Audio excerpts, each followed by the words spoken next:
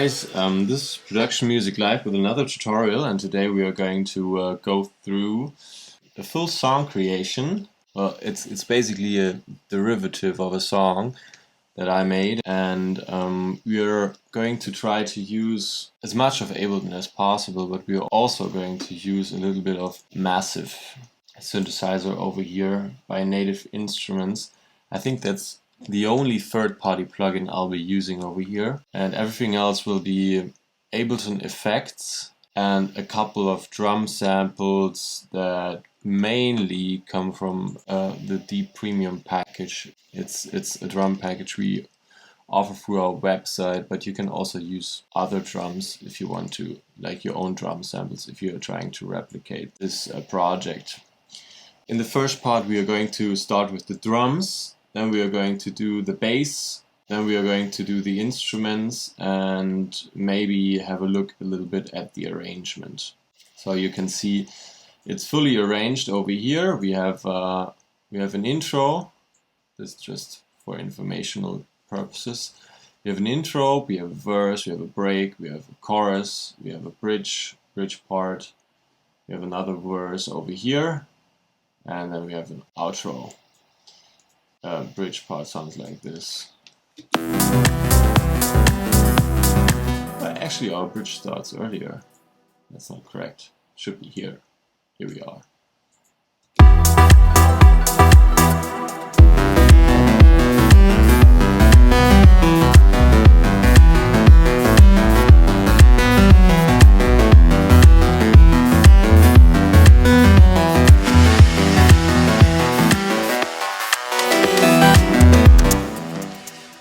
So let's start. I think we can describe this style more or less like as electronica. So let's start with the drumming.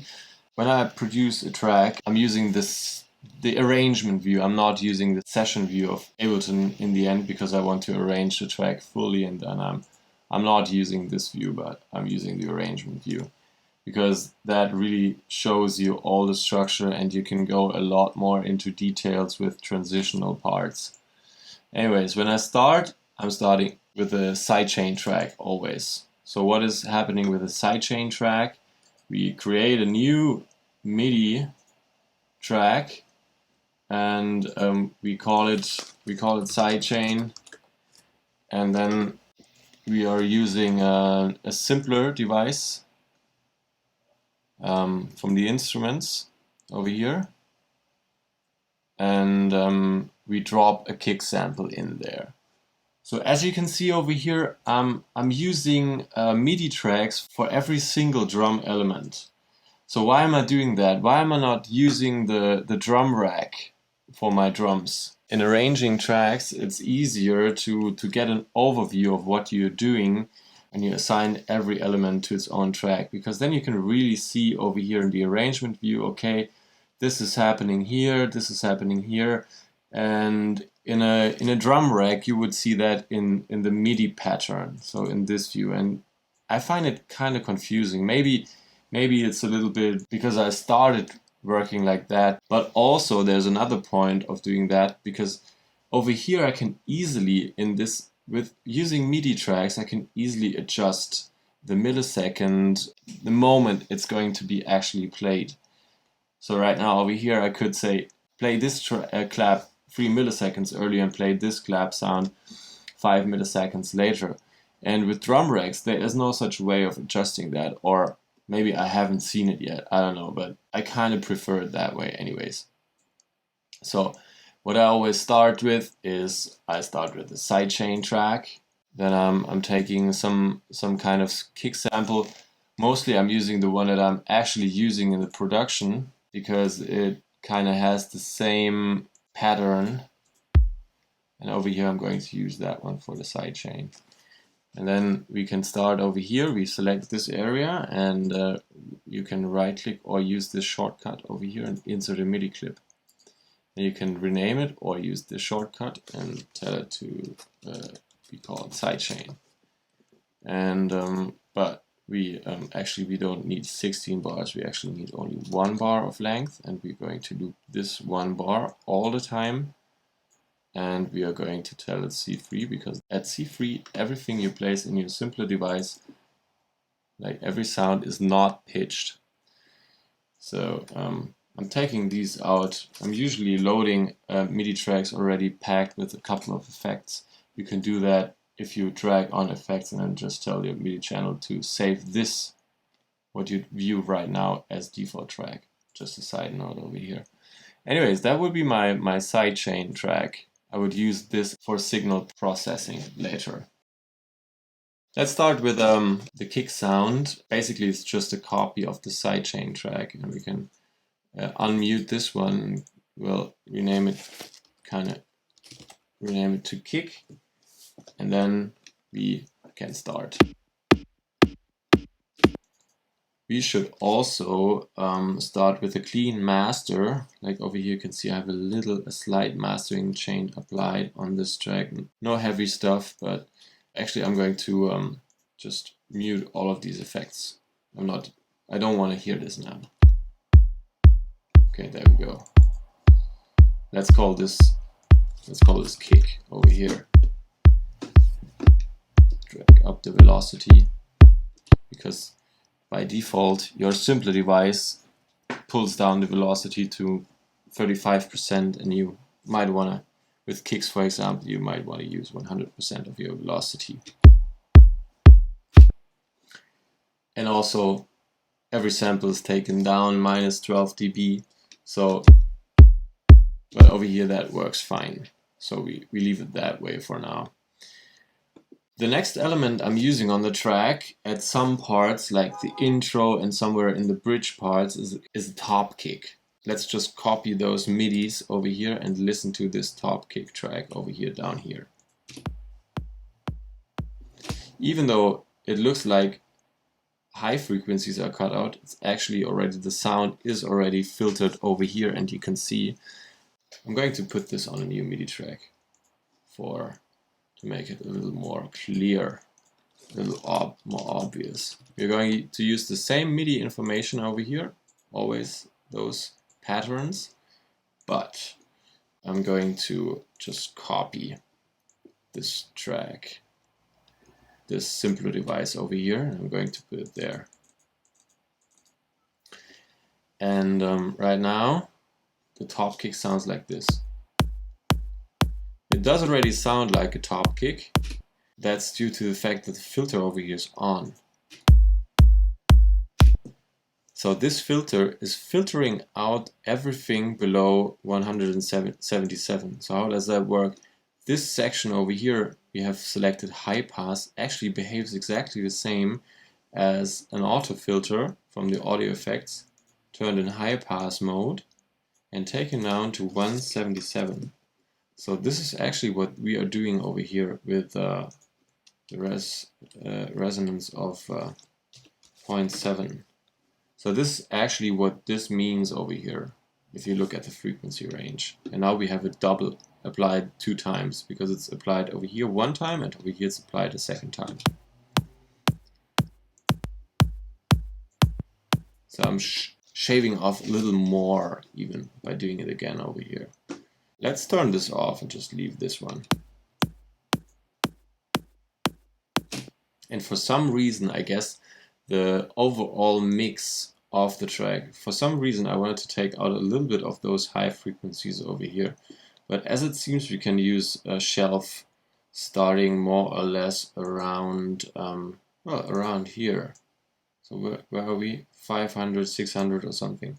So let's replicate this shelf over here with an EQ. There's an EQ8 over here. We select the shelf. That's a shelf. And we take it, we bring it down to 500 or something, close to 500. No. And then we shave off a little bit of this area up there. Does it sound so different from the other one now? Let's check. Actually it does, but it does sound like a top kick over here. And we can take out a little bit of those frequencies with a bell. This is a bell over here. Okay. We are not using that all the time. Let's just say we are going to use this here and we are going to use that over there. Let's go to the clap section over here. Is that really a clap? I'm not sure. No, it actually sounds more like a rim shot.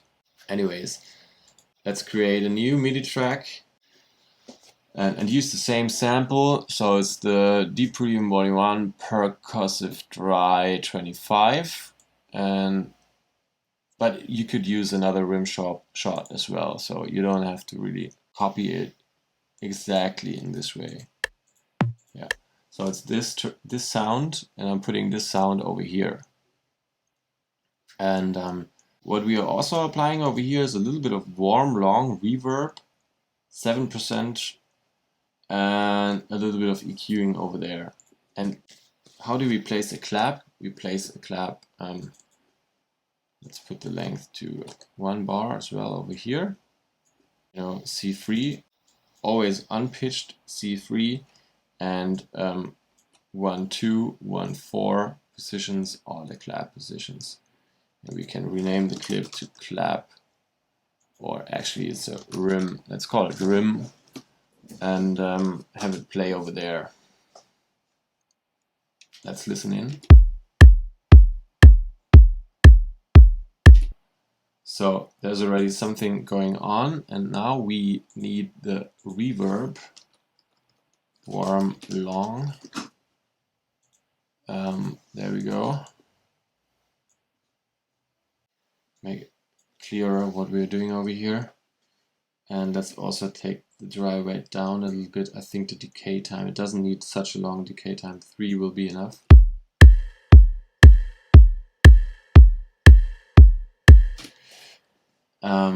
I think we are also going a little bit around in a panorama, so we are going to use this a little bit in the left hand side, not too much in the center.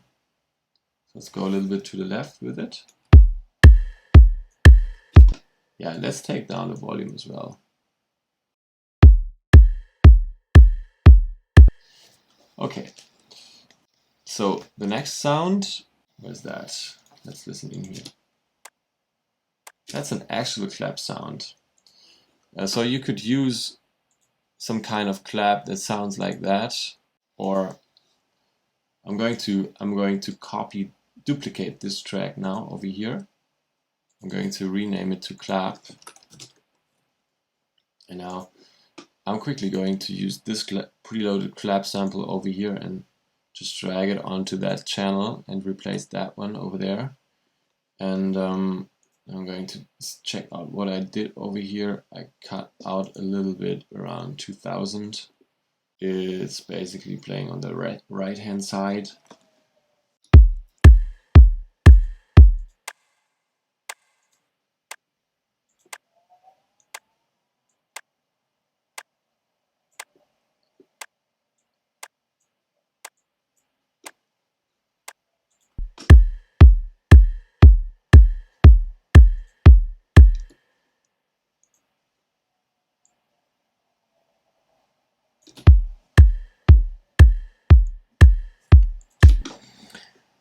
So those are the rims and claps over here. We have a second clap. What does that do? Let's quickly check. It's only playing, it's not playing the 1-2, it's only playing the 1-4. So some tiny pre-clap element actually. So tell your ear that something else is happening on the second clap. So let's just quickly call this kind of pre-clap or something. And just use the second note over here. Use this sample and this chain of effects and copy it and place it in here. Yeah, we don't need those two. So basically we're just using this little tiny effect. If If I loop this area over here and we have a closer look,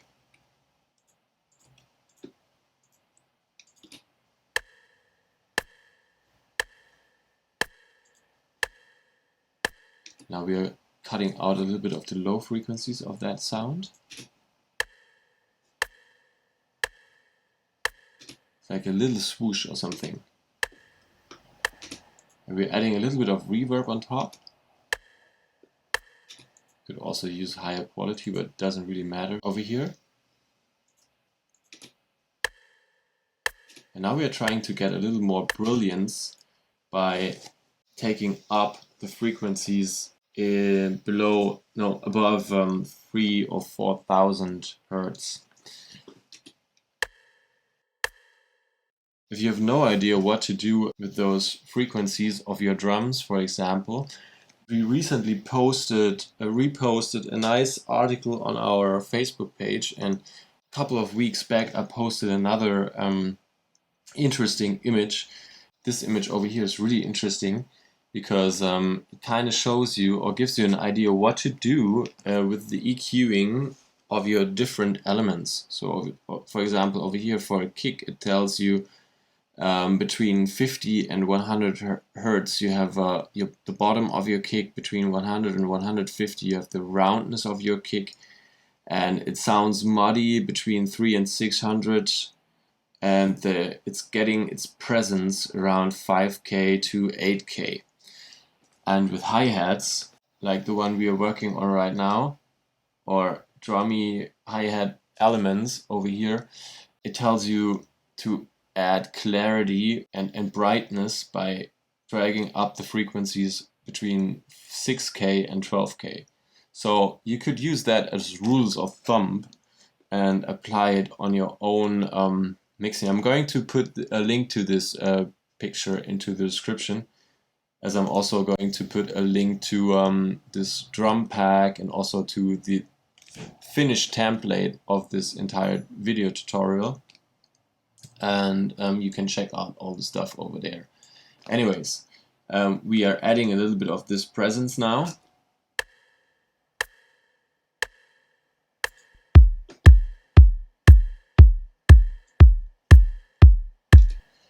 We can see what else is there. I call it pick. That's an audio sample, one of those guitar plectrons scratched on a leather chair.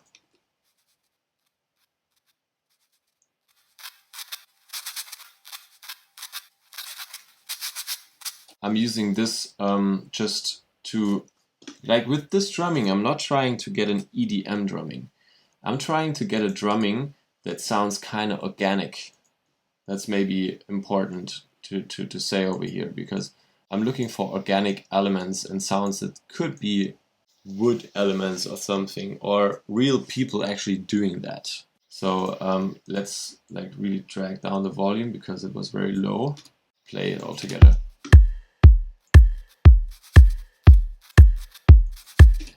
We could use it in Complex Pro mode. Sometimes Complex Pro sounds a lot clearer than the Beats mode, the Beats algorithm over here, when you warp stuff. And that original sample is in 121, but we are at 118 over here, so we need to warp it a little bit to have the same rhythmic pattern.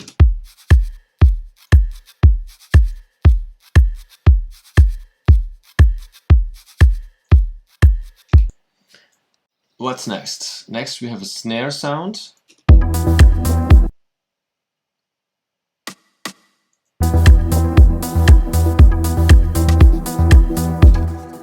And let's take the ones from the chorus, copy the MIDI pattern of those snares, and create a new MIDI clip over here, and just paste them here. And now we need to replicate this sound. We have the snare dry 004, and we have a little bit of reverb going on as well. 1 second, 1.2 seconds, a little bit dry at 8%, and we are not activating those over here. So Let's take the snare sound. Really forgot. Try 004. So it's that sound, and we are going to place that sound over here. Now we are going to mute, we are going to keep them muted, and we are going to use a reverb on top, and we are going to put all this off, 1.2, 8% more or less, something like that.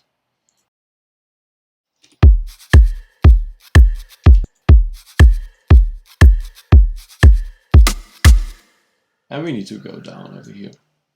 So it's like something a real drummer would do maybe.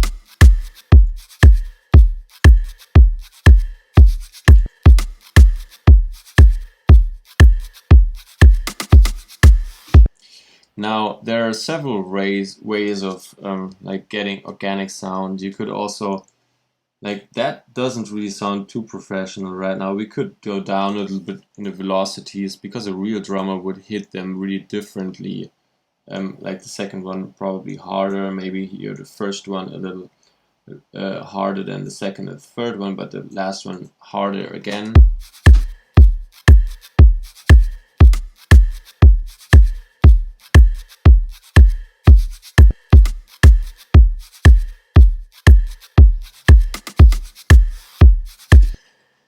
And another way of getting a little bit of interesting groove into your drummings is actually using the groove pools over here. So what is the groove pool?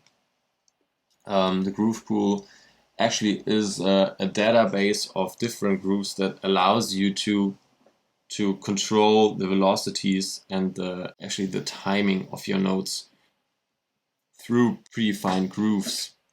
For example, if you go to the groove pool, you can, if you activate this over here, you can go here and like go to maybe Logic and take a Logic 16. I think Logic 1661 or 60 is always kind of interesting.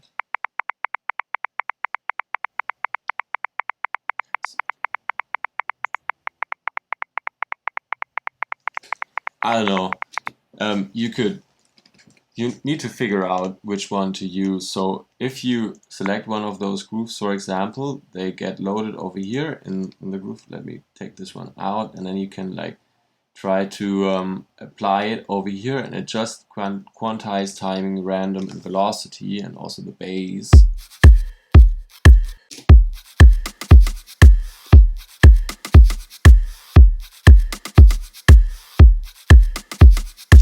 You see how it already affects the timing.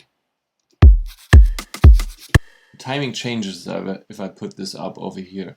Let's put on a random on very high levels. Sounds different every time we play it. Let's put on quantize.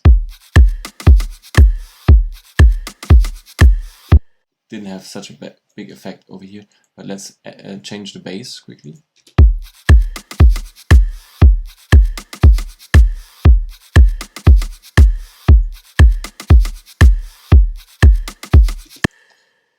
Let's leave it over here.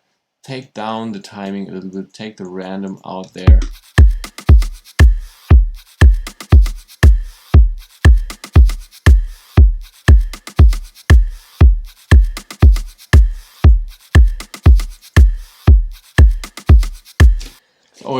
It depends a little bit on what you actually want to do. If you're satisfied with that kind of groove you found over here, you could commit it, and then you would see some things applied on your MIDI notes. So let's quickly undo what I did, and let's do something really crazy with the timing and the randomness, and commit again. Let's check out those notes over here and see how they are changing. Like the timing over here really changed, and over here as well.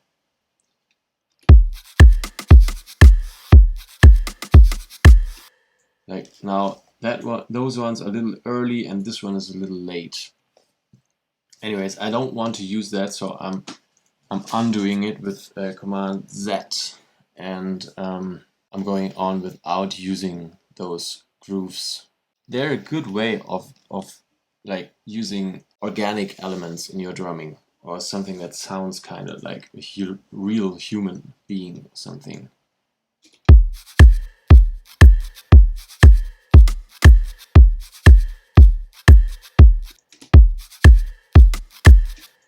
Well, it's actually still applied. Let's take it out. Like, I think you can hear that difference over here, for example. Now it doesn't have a groove applied, and when I select this one,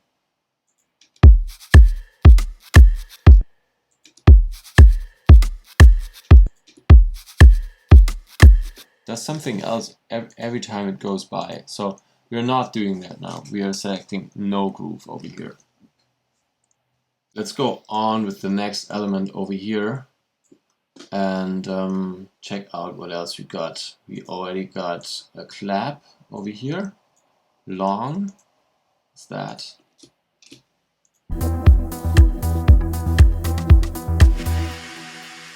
So it's that sound. It's that long clap kind of sound over here. We have sidechain going on. We have a little bit of EQing and a very long 15 seconds reverb. So that's basically doing this crazy job over here. And we're starting at 2/4. Let's create a new MIDI track and let's select a sound that sounds like that. I think it's from our FX or something.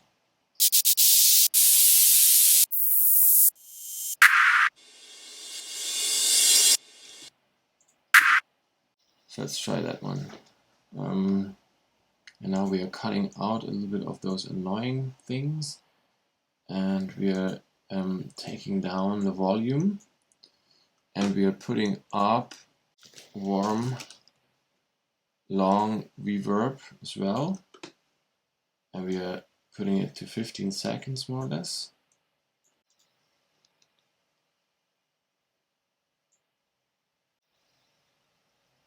Quite dry, 79%.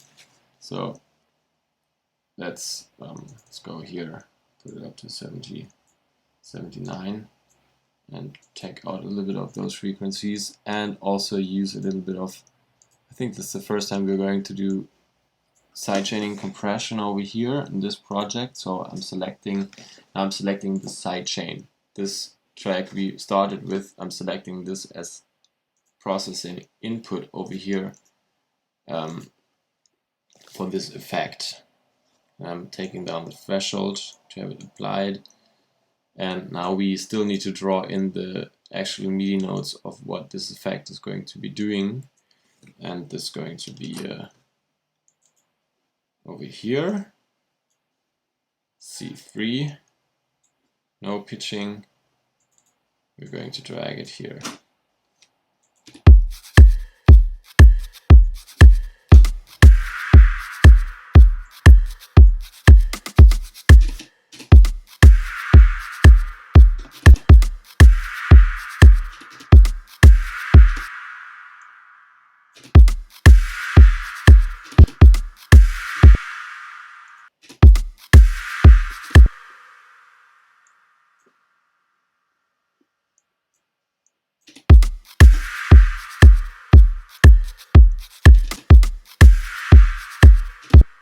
Actually, this sidechain compression has to go behind the reverb, because that reverb is creating a long tail and we want to apply the compression on top of that.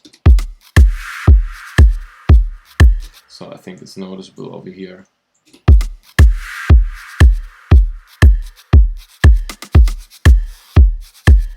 And I think I also want to apply a little bit of sidechain on this snare as well. So I'm going to use that one here too.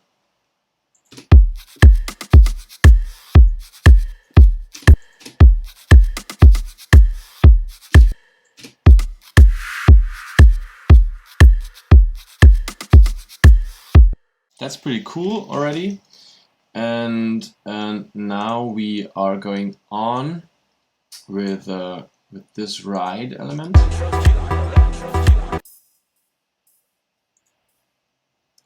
It's just a very tiny element, adding a little bit to the groove.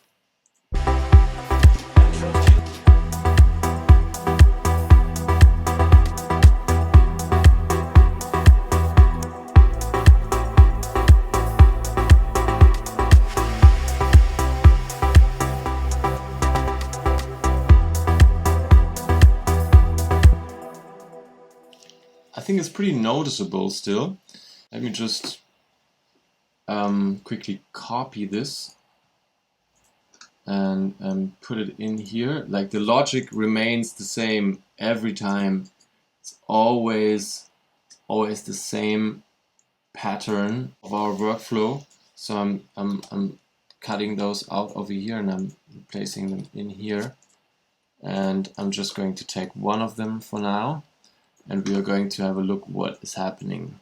So we are playing it in the first bar, but at the very end at 1.44, and we are kind of swooshing into the second bar with it.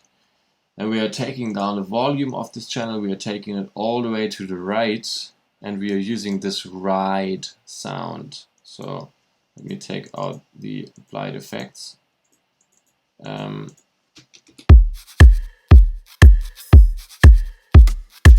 And now it sounds really dry if you play it like this. For example, if I were to play it with my keyboard, I select MIDI control over here.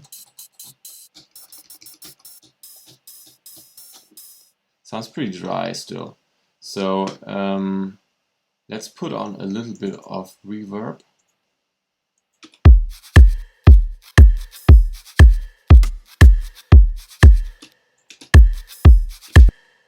And let's EQ some of those resonances out.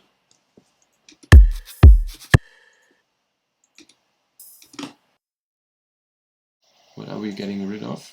Can check it with the headphones mode and select a very tiny region, loop it, like for example loop this section over here.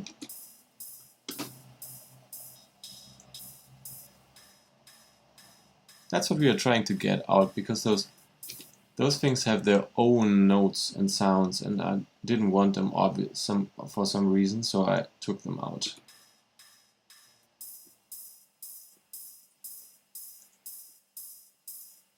I'm not sure if sidechaining compression is really needed over here, but maybe I didn't want to interfere too much in the higher frequencies of the kick or something, so that's probably why I did it. And then there's also a little bit of EQing going on, and we can actually do the same thing over here and use the compressor at the end. So here's the delay. So that's basically this ride element.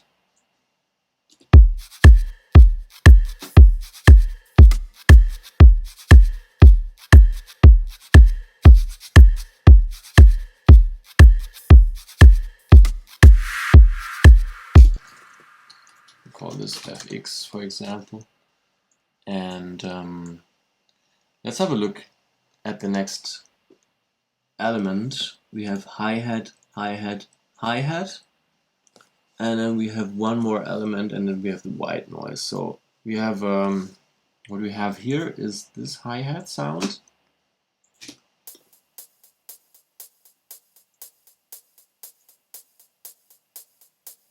It's basically almost the same effect chain like the one we did before. Right now with those hi-hat elements we kind of do the same thing all the time. So let me just copy those over here, and you already know how we do this. I'm pasting it over here, and I'm just taking the important notes, and I'm going to place them here.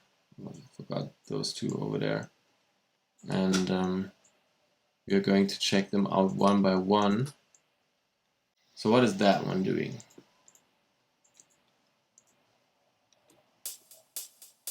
That's a typical off hi-hat. If we were to put on the kick now, and we play this together, we are pretty much outside here. We could go a little back to the left side. And we are also using a little bit of sidechaining over here. So we are starting, how does it sound dry? What's the dry sound like?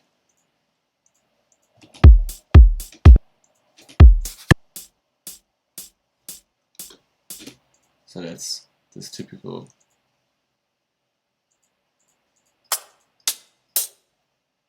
wet, dry.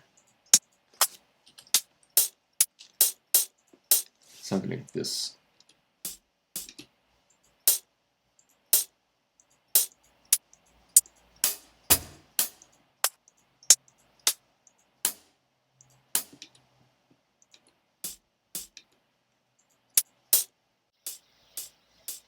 That sounds almost like that one. So you could, I don't know, do it with that one, and then go and put on the sidechain, cut out the lower frequencies, the frequencies below 686, put a little bit of reverb on top, 1.4 seconds, and dry wet up, and then have the simple delay play 2 to 6 with a little bit of feedback and dry wet on. And there we go.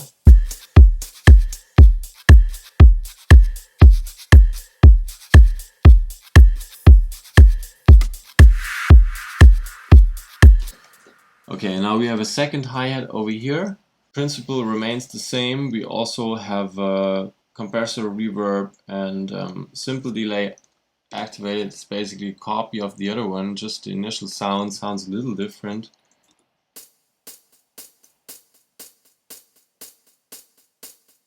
And we put the panorama a little bit to the right for that one.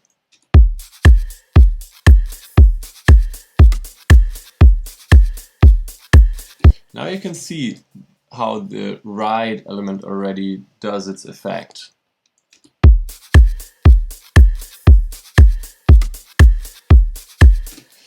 And let's put in another closed hi-hat over here, that one.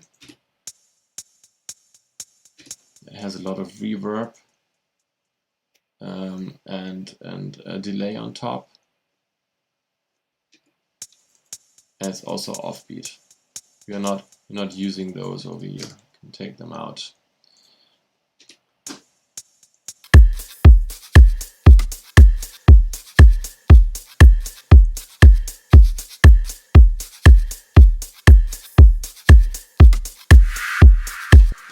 So that's a lot already, a big part of this drumming, and let's do just a little bit more and take those two white noise tracks up. And what is happening here? Just quickly check this. So just a very fast hi-hat. Maybe we are going to do that later. I'm just copying those tracks up here, and I'm going to paste them in here as well. And I'm going to take two examples over there and see what is happening. So let's have a look at the first one and solo this area and have a look at this white noise over here. The sound comes from the operator. So the operator is one of your instruments with Ableton Suite package, and you can take a new instance of operator, for example, on a new MIDI track. And in order to get a white noise sound, you just deactivate those three oscillators and just use that one and select noise white as oscillator wave. And you're already good to go. You can cut out a lot of the lower frequencies because we only want some high frequencies from white noise. And now we can take long notes like over here and let them play those sounds. So we need to go down.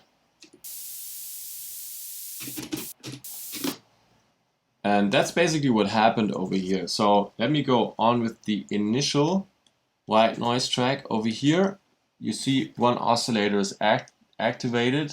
Well, basically the other ones are also activated, but the levels are so low down, they don't do much anymore. So they do nothing at all, basically. And now we have some sidechaining applied over here. Let's quickly do that. And we also have the volume adjusted.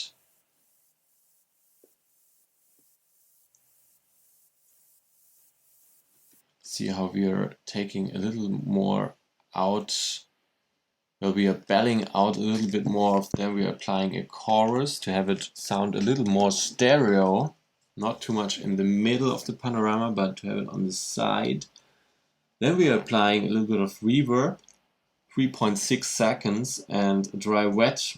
And then we are filtering out almost everything below 8.8 kilohertz. And then we are using a utility over here to take down a little bit of the volume.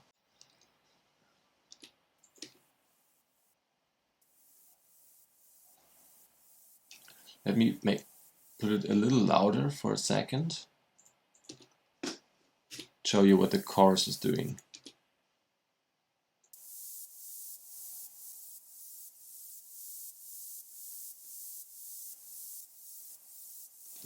So without chorus, reverb, and auto filter, that's how it sounds. Sounds really nasty. And with the chorus, we are getting it widened a little bit. And we're getting a little bit of space in there. And then we are cutting out the mid and the low mids and the bass frequencies. And then we are taking the volume up towards the end of 8 bars. We're starting with very low volumes of that effect, and then we are getting up to quite noticeable volumes.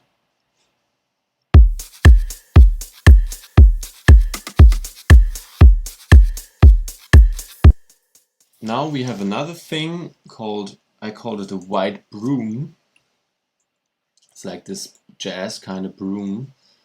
And it also works with a white noise from an operator and a lot of sidechaining and auto filter, another auto filter, a chorus, just the same chain, and a little bit of reverb as well. But we are playing different notes this time. We're playing this pattern over here.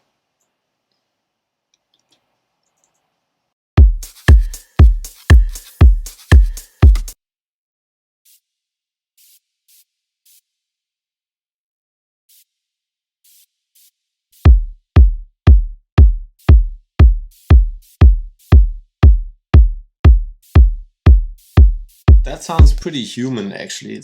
I think it's an interesting effect to put in there.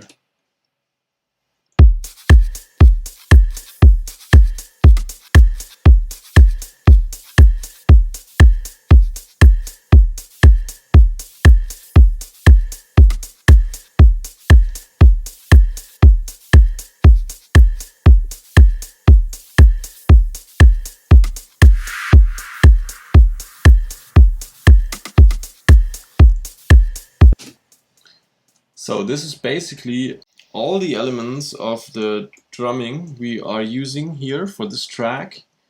Well, we can delete everything above this group actually, and just for the first part of this tutorial series we can check out the sum of all of them playing together with the melodic groups, and check it out again over here.